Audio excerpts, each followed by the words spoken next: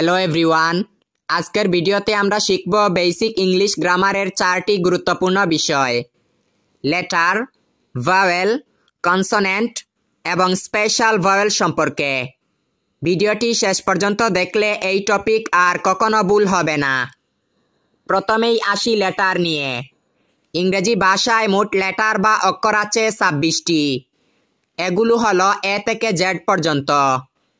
এই 26টি লেটার মিলে আমাদের ইংরেজি শব্দ গঠিত হয়। এরপর আসি ভাওয়েল সম্পর্কে। ইংরেজিতে মোট 5টি ভাওয়েল আছে। এগুলো হলো এ, ই, আই, ও, ইউ। এগুলো ছাড়া আমরা সঠিকভাবে শব্দ উচ্চারণ করতে পারি না। যেমন ক্যাট, ডগ। এখানে প্রতিটি শব্দে ভাওয়েল ব্যবহার হয়েছে। এখন আসি কনসোনেন্ট সম্পর্কে।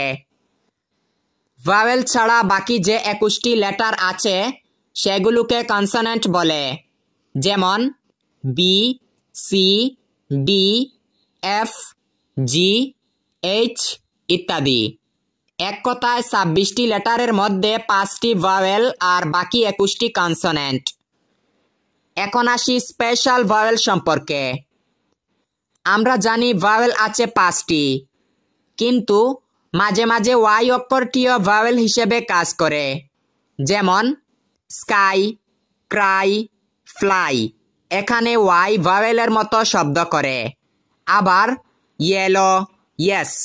এখানে ওয়াই কনসোনেন্টের মতো ব্যবহার হয়। তাই ওয়াইকে বলা হয় স্পেশাল ভাওয়েল বা সেমি ভাওয়েল।